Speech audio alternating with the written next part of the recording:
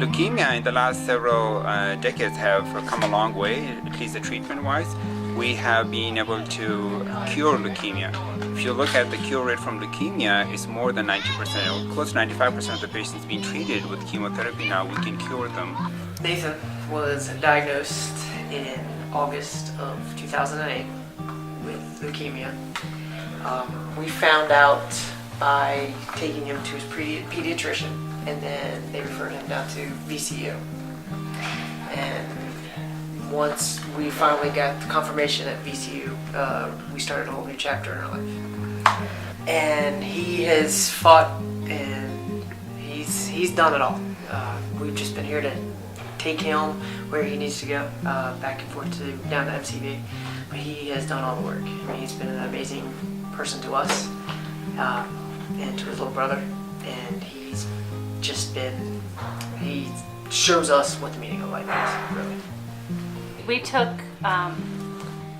the path of always being honest with him, of always telling him that it may hurt, it's not going to last for a long time, but mommy and daddy or Nani and Papa or whoever was there with him would be there with him when he came out, when he came back, and that is really what showed us how to get through it. We had a lot of crying in the shower when he wasn't around because we didn't want to scare him, or Jamie actually has always worn his hair short, so when Nathan's hair fell out, it wasn't really that big of a deal.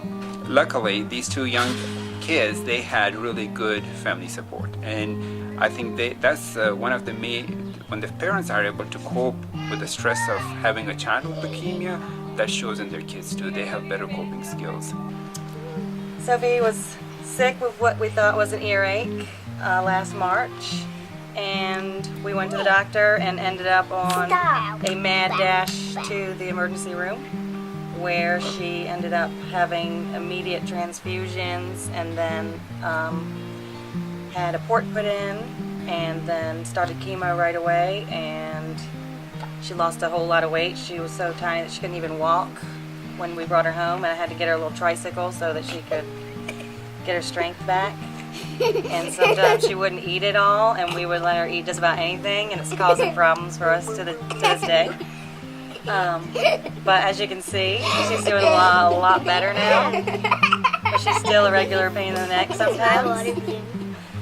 So I'm going to take Sofie and Nathan as an example. I mean, these are what we wish most of our kids will go through. We unfortunately do have patients who do not get the results we want them to achieve, but these are our star patient, not because they have done so well, it's also because they went through the chemotherapy. Really, they made an example for other patients to be, and we asked these parents and these kids to talk with other kids when they're going through chemotherapy to help them understand what chemotherapy is and how to cope with those stresses.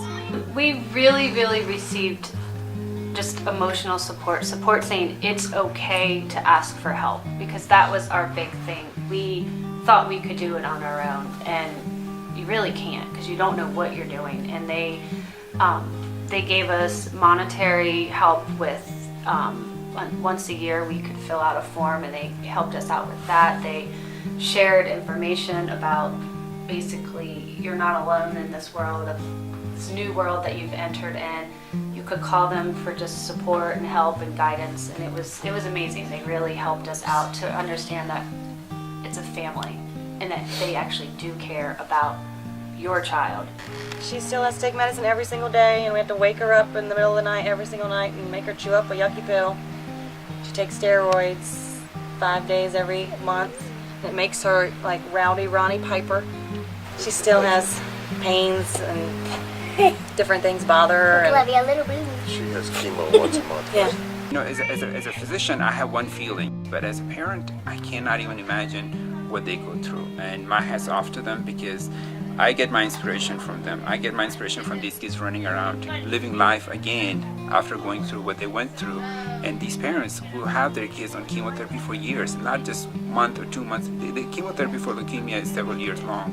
And they go through this with their heads held high. And then also, they're there to support other kids and other families and give them the education and help them out to understand what they're going through.